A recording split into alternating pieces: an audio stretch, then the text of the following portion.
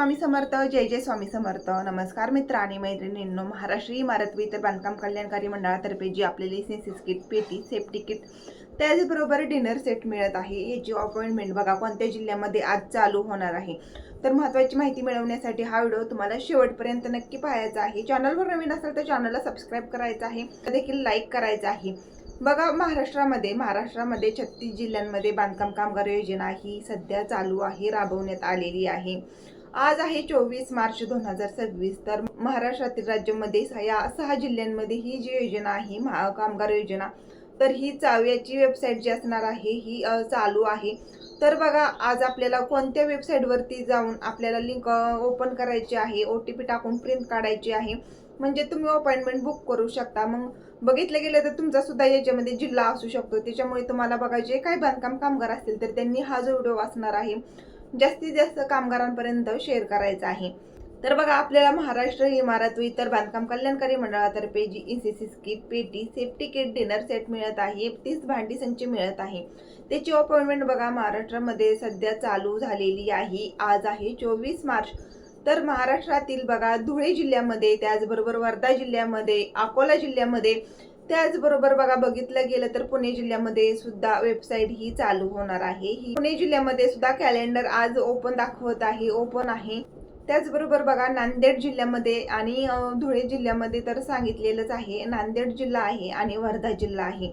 6 जिल्हे मी ज्या जिल्ह्यांची नावं सांगितलेली आहेत, तर ह्या जिल्ह्यांमध्ये बघा याचं काही टायमिंग असू शकतं की ना आपल्याला ही वेबसाईटवरती व्हिजिट करून आपली जी अपॉइंटमेंट जी असणार आहे तर ती आपल्याला बुक करायची आहे मध्ये। त्याचबरोबर वर्धा जिल्ह्यामध्ये आणि नांदेड जिल्ह्यामध्ये ही ओपन होणार आहे। तर वेबसाईट ही संध्याकाळी बघा संध्याकाळी 7च्या पुढे तुम्हाला रात्री 11 पर्यंत व्हिजिट करायचं आहे वेबसाईटवरती।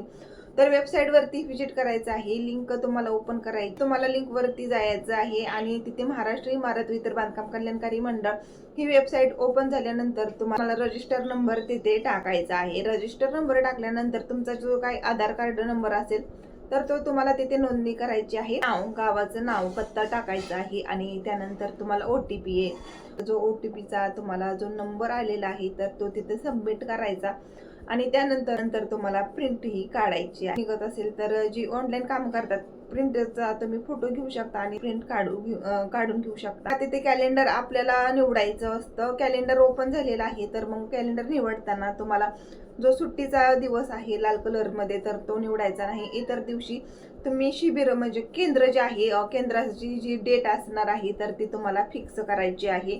केंद्रासाठी तुम्हाला जो दिवस निवडायचा आहे, डेट निवडायची आहे, ती तुमच्यावर डिपेंड असणार आहे, तुम्ही किती तारीख सिलेक्ट करत आहात। शिबिराची तारीख निवडायची असेल तर तुम्हाला तालुक्याच्या ठिकाणची तारीख ही तुम्हाला निवडायची आहे। तारीख निवडली त्यानंतर तुम्हाला शिबिराचे केंद्र निवडायचं आहे आणि त्यानंतर तुम्हाला बघा तुमची अपॉइंटमेंट तुम्हाला बुक करायचं आहे आणि त्यानंतरच बघा केंद्राच्या ठिकाणी तुम्हाला जे काही भांडी साहित्य असणार आहे, सेन्सिस किट, पेटी, सेफ्टी किट, डिनर सेट असणार आहे तर ते मिळून जाईल।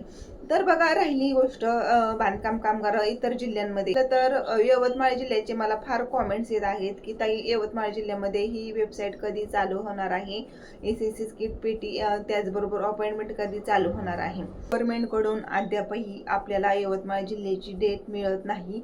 अपडेट्स आल्यानंतर नक्कीच आपल्या चॅनलवरती व्हिडिओ तर नक्कीच येणार आहे, त्यामुळे तुम्हाला व्हिडिओची थोडी वाट पाहावी लागणार आहे।